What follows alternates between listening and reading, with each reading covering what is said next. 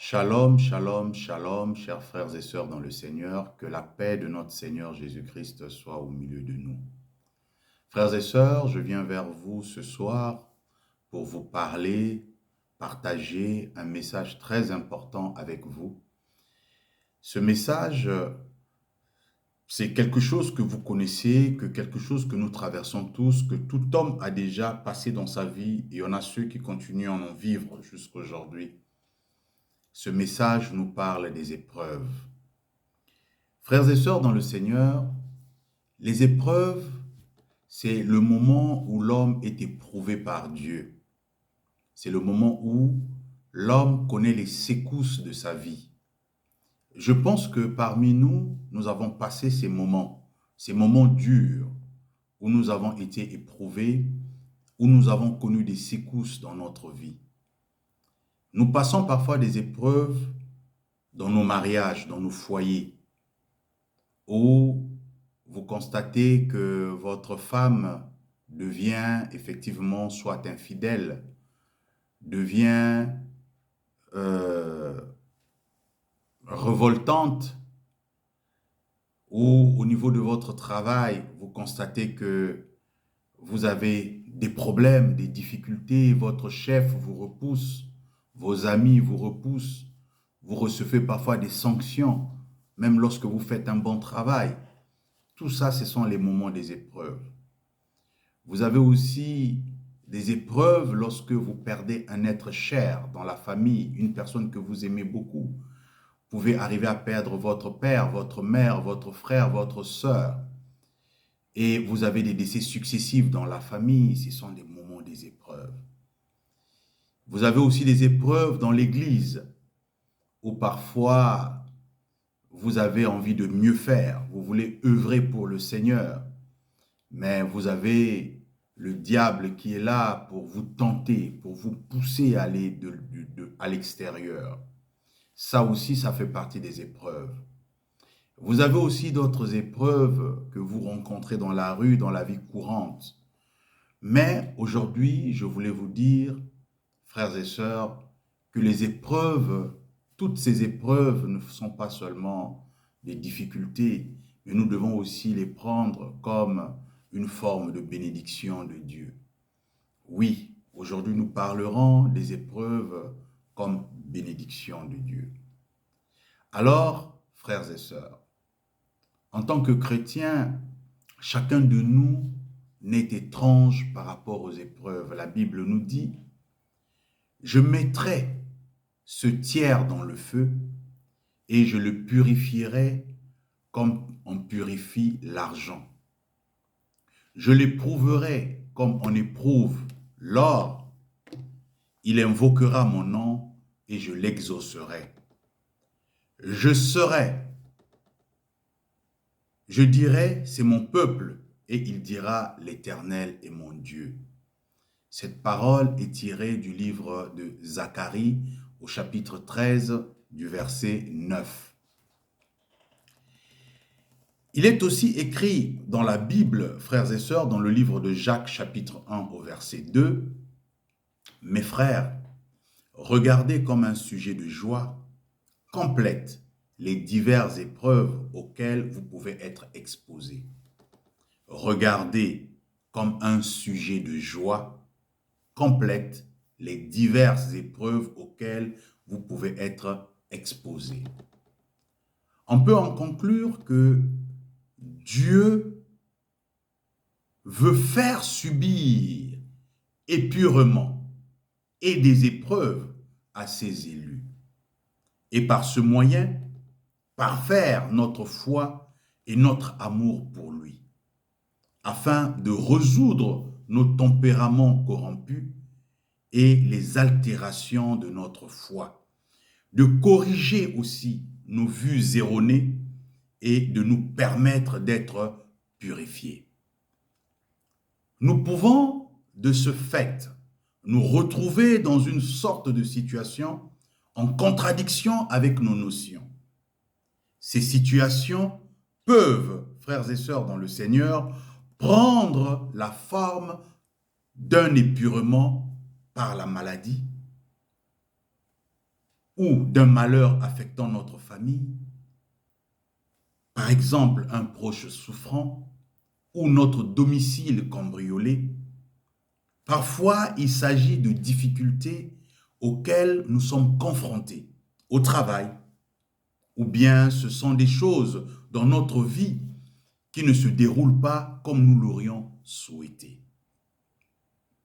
Un autre exemple est ce que nous décidons de faire quand nos intérêts charnels sont en opposition avec les intérêts de l'Église.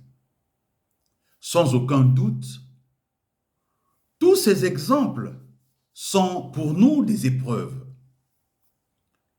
Mais quelle attitude devrions-nous donc adopter face aux épreuves que Dieu nous réserve? Et lorsque nous sommes confrontés à ces épreuves, quel est le dessein de Dieu au milieu de nous? Frères et sœurs dans le Seigneur, au cours de mes récentes contemplations sur la Bible, j'ai trouvé l'inspiration sur les expériences de Job et d'Abraham lorsqu'ils ont été confrontés à des épreuves. Et c'est une chose que j'aimerais partager avec vous tous. Ce soir, je vais commencer par vous parler des épreuves de Job. Tout d'abord, il faut mentionner que Job, c'est un personnage de la Bible. Job a toujours craint Dieu et il avait toujours évité le mal. Il a souvent offert des sacrifices à Dieu. Aussi, Dieu lui a-t-il donné comme bénédiction des collines couvertes de bovins et de moutons et une grande richesse. D'après ce qui est raconté dans la Bible, nous pouvons voir dans quelle mesure Job a été béni. Il lui naquit 7 fils et 3 filles. Donc, il en avait au total 10. Il possédait 7000 brebis, 3000 chameaux, 500 paires de bœufs, 500 ânesses et un grand nombre de serviteurs. Et cet homme était le plus considérable de tous les fils de l'Orient. Nous pouvons le lire dans le livre de Job, chapitre 1, du verset 2 à 3. Mais par la suite, des épreuves ont frappé Job. Tout son bétail, ses moutons, ses chameaux lui ont été volés et ont été brûlés par les voleurs. Ses serviteurs ont été tués et ses enfants ont été écrasés dans l'effondrement de sa maison. Job, frères et sœurs, a subi cette série d'épreuves. Il a subi effectivement ce que nous pourrions appeler des calamités. Et comment Job a-t-il compris ce message? Dans ces moments, Job a continué. Il a continué à louer le saint nom de Dieu. Ce saint nom que souvent nous ignorons, ce saint nom, c'est Eyé Aser Eyé. Eyé Aser Eyé en hébreu. C'est le saint nom de Dieu. C'est ce saint nom qu'il continuait à louer. Et voilà ce qu'il a déclaré. L'Éternel a donné et l'Éternel a ôté. Que le nom de l'Éternel soit béni. Nous pouvons le lire dans le livre de Job, chapitre 1, verset 21. Frères et sœurs dans le Seigneur, Job a rendu à Dieu un témoignage fort et retentissant. Et il a su traverser les épreuves que Dieu lui a envoyées. Ces épreuves ont été suivies des bénédictions accrues de la part de Dieu. La richesse et le cheptel de Job ont été multipliés par deux. Il a eu des enfants plus magnifiques les uns que les autres. Et Dieu lui a permis de vivre encore 140 ans, si bien qu'il a vécu 210 ans. Après avoir traversé les épreuves envoyées par Dieu, effectivement, Job a accédé à une meilleure compréhension du dessein de Dieu lorsqu'il éprouve les hommes. Comme l'a déclaré lui-même Job, il a dit, « Il sait néanmoins quelle joie j'ai suivi. Il sait néanmoins quelle voie j'ai suivi. Et s'il me prouvait, je sortirais pur comme l'or. » Alléluia. Job a dit, « Il sait néanmoins quelle voie j'ai suivi. Et s'il me prouvait, je sortirai pur comme l'or. » Job 23, verset 10. Job a tenu bon dans son témoignage tout au long de ses épreuves. Et le témoignage qu'il a apporté a fait honte à Satan. Oui, et lui a valu des louanges et son entourage était comblé de joie. Mais par la suite, Satan n'a plus jamais osé tenter Job. Pourquoi? Oui, frères et sœurs dans le Seigneur. Et Job est réellement devenu un homme libre et il a obtenu les louanges de Dieu.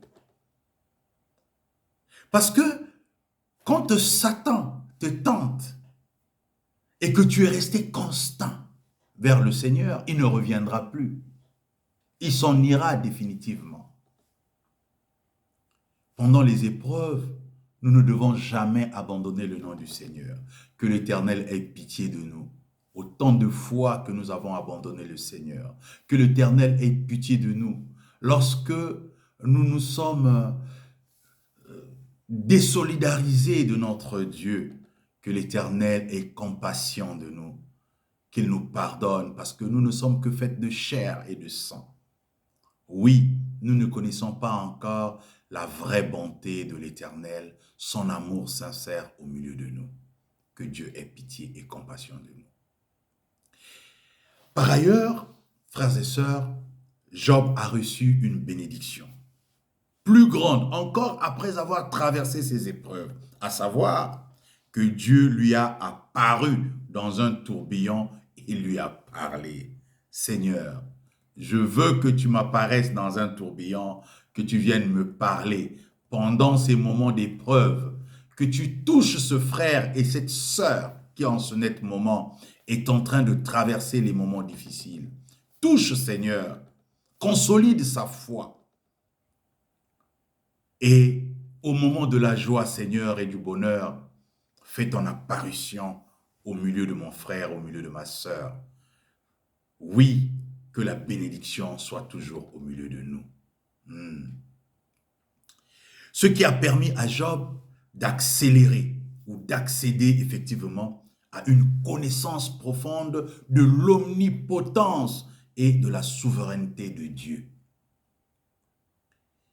Job a déclaré ceci, écoutez, « Mon oreille avait entendu parler de toi. » Voilà ce qu'il dit à Dieu. Il parle avec Dieu. Il dit, « Mon oreille avait entendu parler de toi.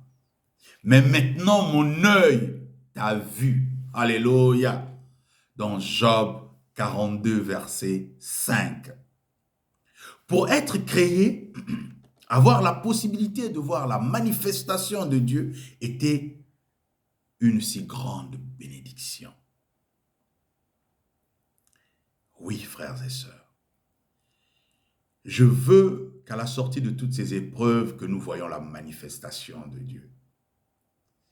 La manifestation de Dieu s'accomplira au milieu de toi lorsque tu verras le succès apparaître au milieu de toi, lorsque tu verras l'élévation. Je veux que tu pries pour moi, mon frère, ma sœur, afin que moi aussi, en sortant de ces épreuves, que je puisse voir la manifestation de la gloire de Dieu. Que l'Éternel se manifeste au milieu de nous. Ensemble, que Jéhovah, le Dieu Tout-Puissant, puisse agir au milieu de nous. Au nom puissant de Jésus-Christ. Ce que nous apprennent les expériences de Job, frères et sœurs, c'est que son aptitude à gagner la louange de Dieu était franchement inséparable de la manière dont il a agi quand il a subi ses épreuves. Tout au long de ces épreuves qui étaient en totale contradiction avec ses propres notions, il a fait preuve d'une rationalité dont nous autres, gens ordinaires, serions incapables de traverser. Avant tout, il n'a pas adressé de reproches à Dieu, comme nous le faisons souvent. Nous adressons des reproches à Dieu. Et il n'a recouru à aucun moyen humain pour reprendre son bien au voleur. Lorsqu'on nous vole, ou lorsque un frère nous a tentés, nous réagissons brutalement et méchamment même. Nous allons même jusqu'à chercher à faire du mal. Oui, au contraire, il a su se calmer devant Dieu, convaincu que nous, êtres humains, recevons nos bénédictions de Dieu et que de la même manière, nous subissons aussi des calamités.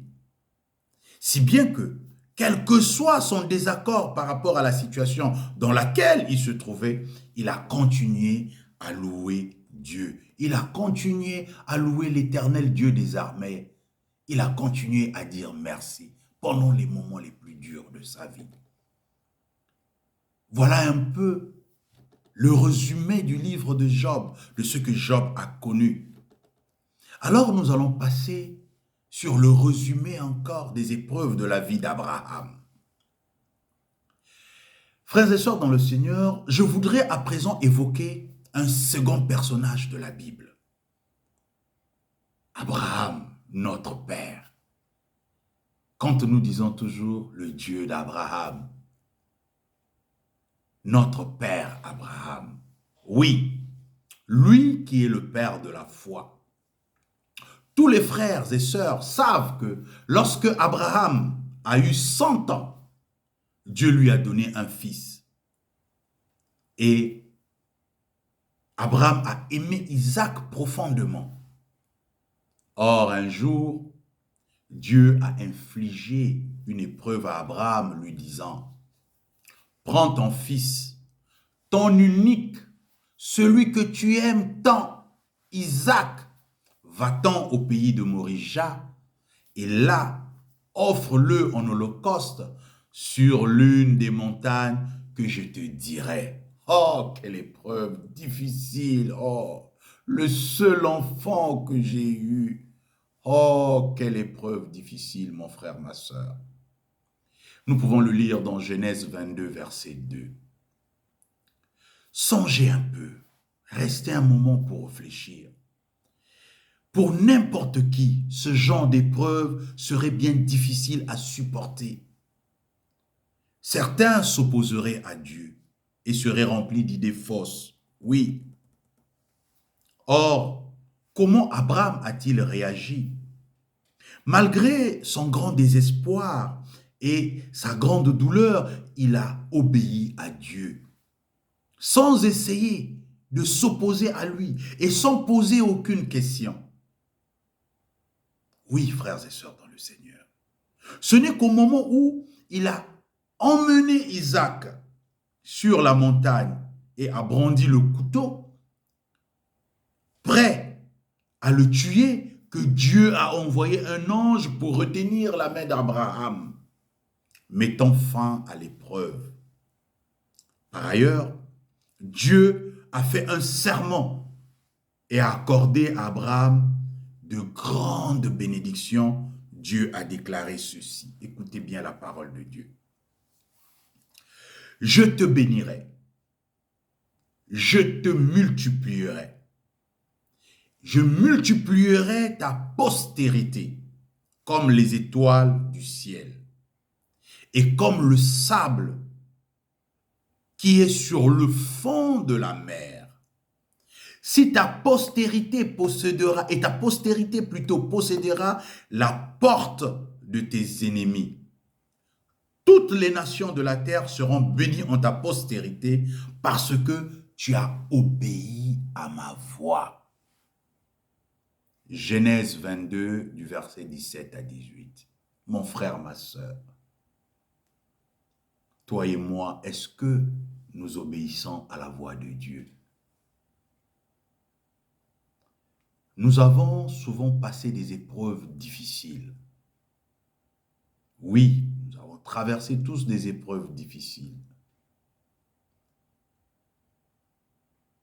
Mais est-ce que nous nous disons que ces épreuves, c'est la volonté de Dieu qui s'accomplit au milieu de nous?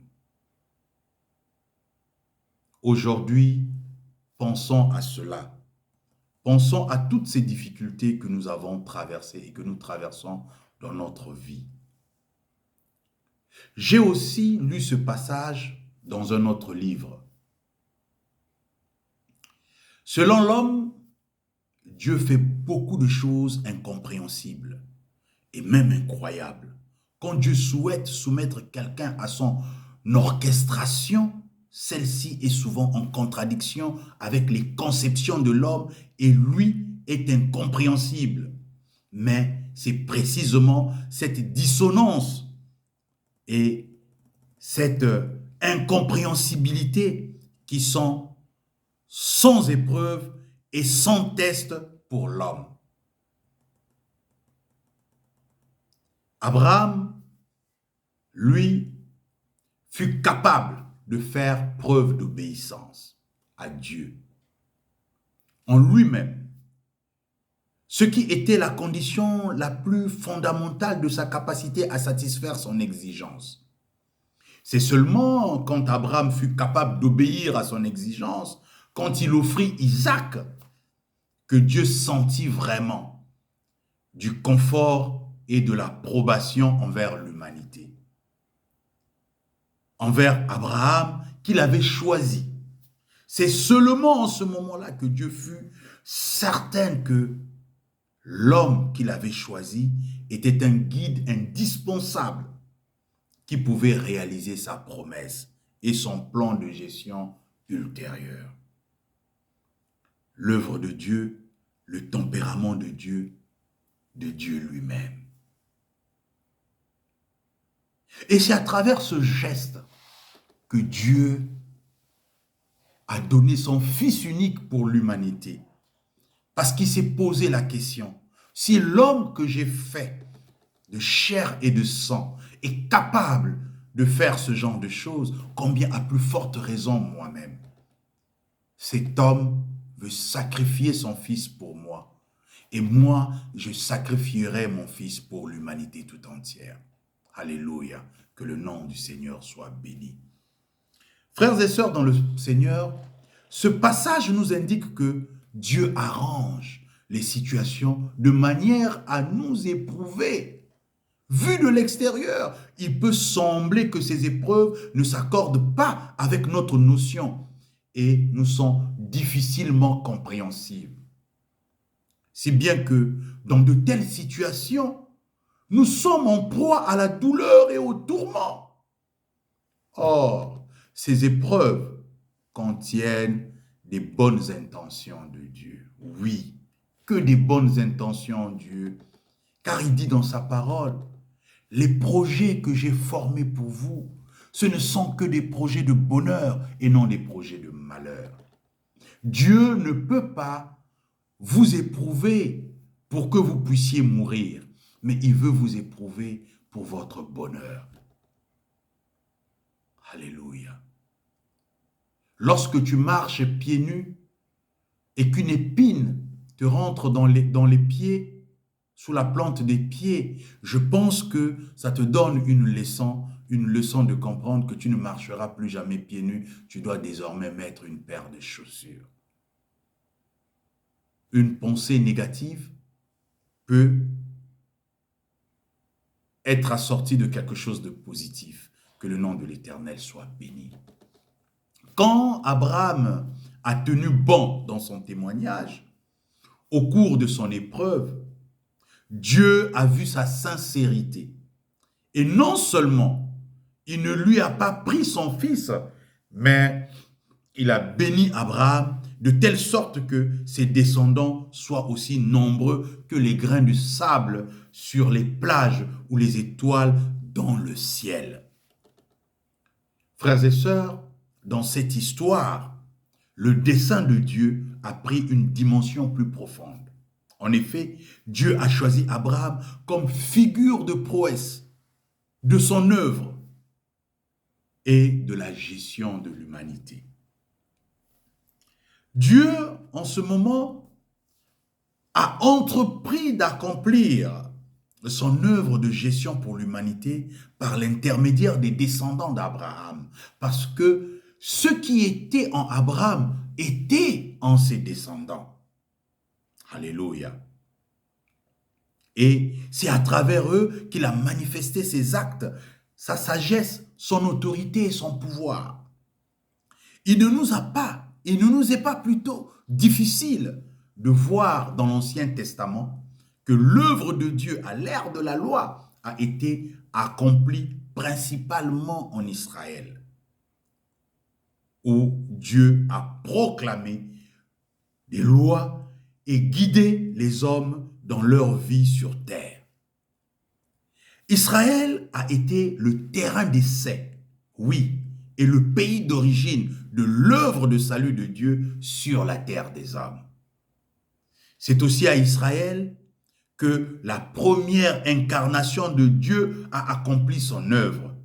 Dieu a adopté l'image d'un juif et il a racheté l'humanité. Oui. Si bien que l'évangile de rédemption plutôt, de l'humanité du Seigneur Jésus depuis la Judée s'est répandu dans le monde entier à l'ère de la grâce. On voit ainsi la magnificence des bénédictions qu'Abraham a reçues. On peut dire que son aptitude à devenir le père de nombreuses nations et le fait que Dieu ait béni ses descendants sont liés à l'épreuve à laquelle Dieu l'avait soumis dans ses premiers temps. Alors, quelle est l'inspiration que nous tirons de ces expériences? Frères et sœurs dans le Seigneur, on comprend facilement en voyant quelle épreuve Abraham et Job ont subi, que chaque épreuve à laquelle nous nous retrouvons confrontés et empreintes de la volonté de Dieu. Non seulement ces épreuves nous permettent d'obtenir des bénédictions de Dieu, mais plus important encore, elles permettent à notre vie spirituelle de croître à pas de géant. Nous pouvons ainsi accéder à une meilleure connaissance de Dieu et à nous pouvons suivre la voie de la croyance en Dieu avec plus d'assurance et de stabilité. Même si les épreuves qu'ont traversé Abraham et Job ne sont pas celles que nous pourrions traverser, comme nous pouvons le dire, nous autres gens ordinaires, sachant que nous n'avons pas leur stature et que nous ne sommes pas aptes à subir de telles épreuves, nous pouvons tout de même nous retrouver confrontés dans notre vie à toutes sortes d'épreuves, grandes ou petites. Frères et sœurs dans le Seigneur, j'ai vu une sœur souffrir. Souffrir des tourments de la maladie, au point que sa vie soit en jeu. Et pourtant, elle est restée pleine de foi en Dieu. Et elle a voulu remettre son sort entre les mains de Dieu.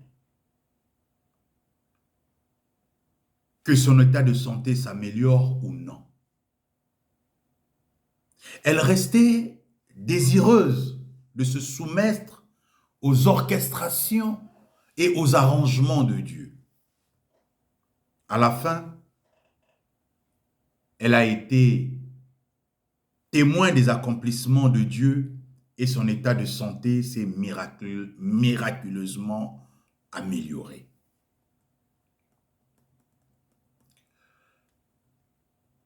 Au cours de sa vie professionnelle, elle est arrivée à faire un grand témoignage. Oui, elle a fait un grand témoignage de sa foi en Dieu et cela a renforcé la foi de certains frères et sœurs. Et cette sœur a accédé à la compréhension plus concrète de la toute-puissance et de la souveraineté de Dieu. Certains frères et certaines sœurs, quand tout se passe bien dans leur parcours professionnel, remercient Dieu pour ses bénédictions. Mais quand leurs entreprises traversent une mauvaise passe et quand leur famille en a court d'argent, ils sont pleins de griefs et reprochent à Dieu de les en priver. Mais ensuite, grâce aux révélations de la parole de Dieu, ils réalisent que leur croyance en Dieu consiste simplement à passer des marchés avec lui. Que ce que Dieu représente pour eux, oui, n'est qu'une corne d'abondance. Ils se rendent compte que leur croyance en Dieu repose sur de mauvaises motivations. Ils corrigent donc leur vue ou leur croyance erronée et ils prennent la place qui leur revient en tant qu'être créé. Quand les gens trouvent une motivation correcte, non seulement ils progressent dans leur vie, mais leurs affaires aussi redeviennent florissantes. Quand les frères et sœurs sont en butte à ces épreuves, ils souffrent dans leur chair à différents degrés. Mais ces épreuves leur permettent d'obtenir quelque chose de plus précieux encore. Ils comprennent de mieux en mieux le dessein de Dieu de sauver l'homme. Leur connaissance de Dieu devient plus réelle et ils accèdent à davantage de vérité. On peut donc dire que les épreuves sont une autre forme de bénédiction de Dieu pour nous les chrétiens et qu'elles sont le chemin qui doit être franchi pour nous, pour que nous grandissions effectivement dans notre vie et que nous obtenions la louange de Dieu. Puisque les épreuves, frères et sœurs, sont si profitables à tout chrétien, quelle raison avons-nous de nous plaindre quand nous sommes confrontés à des épreuves et à des tribulations? N'êtes-vous pas d'accord avec moi? En tant que chrétiens, nous sommes familiers avec le terme foi. Et chacun en a une compréhension différente. Beaucoup de gens pensent qu'importe où que soit Dieu, je crois en son existence à 100% et ne doute jamais. C'est cela la vraie foi. En fait, cela est simplement la foi en reconnaissance de l'existence de Dieu, mais ce n'est pas la vraie foi.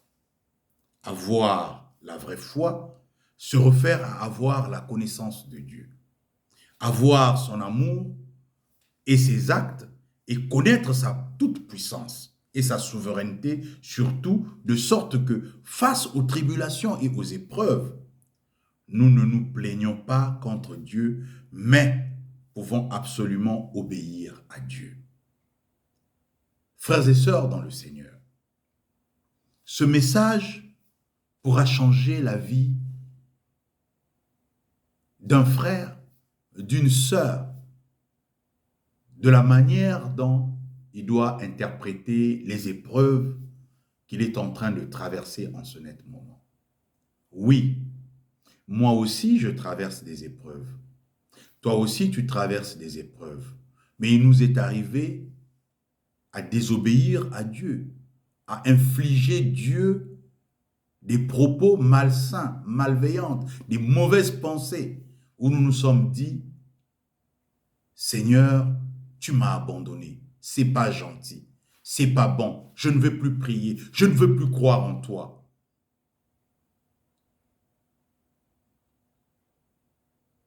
Nous ignorons que les paroles que nous avons sorties, les propos que nous avons tenus au plus profond de notre cœur ont touché l'âme du Seigneur. Parce que le Seigneur avait préparé des cadeaux merveilleux pour nous. Mais nous nous sommes révoltés, nous nous sommes rebellés contre lui. Alors nous allons demander pardon. Nous allons demander pardon par cette courte prière que nous allons faire ensemble. Jéhovah, Jésus-Christ, Saint-Michel, éternel notre Dieu. Père, pardonne-nous. Pardonne-nous nos péchés, nos iniquités, parce que nous avons été rebelles envers toi. Parce que, éternel Dieu Tout-Puissant, nous avons oublié ta parole qui dit que tu as des projets de bonheur pour nous et non des projets de malheur. Nous avons oublié aussi cette parole qui nous dit que tu pourvoiras toujours à nos besoins. Éternel Dieu Tout-Puissant, les épreuves nous ont perturbés. Parce que peut-être que dans notre vie, on n'avait jamais connu des moments pareils. Nous sommes pressés à avoir, nous sommes pressés à obtenir. Nous ne savons pas que ton temps n'est pas notre temps et ton heure n'est pas le nôtre. Éternel Dieu Tout-Puissant, de nous pardonner. Aie compassion et aie pitié de nous par ta bonté. Fortifie-nous dans notre foi, éternel Dieu. Et nous savons aussi que tu as dit que tu ne pourras jamais nous tenter jusqu'à l'impossible. Et tu trouveras toujours un moyen de nous en sortir de nos épreuves. Éternel roi de rois, descends ta main de gloire au milieu de nous. Que ton règne, ô Éternel, descende dans nos vies. Pardonne-nous, Seigneur. Nous avons été méchants. Nous avons été mauvais. Père, que le sang qui a coulé à Golgotha puisse nous purifier, nous laver, car c'est pour cela que tu avais versé ce sang. Pour la gloire de ton Saint-Nom, nous avons dit Amen. Frères et sœurs dans le Seigneur, que la paix de Jésus-Christ soit au milieu de nous. Que Christ, qui est le roi de rois, nous accompagne, nous assiste. Qu'il soit notre guide parfait durant toute cette semaine qui va prendre fin et durant la semaine que nous allons commencer. Que la paix soit au milieu de nous et que l'Esprit Saint continue à nous fortifier. Au nom de notre Seigneur Jésus-Christ, nous avons dit Amen. Merci. Que Dieu vous bénisse.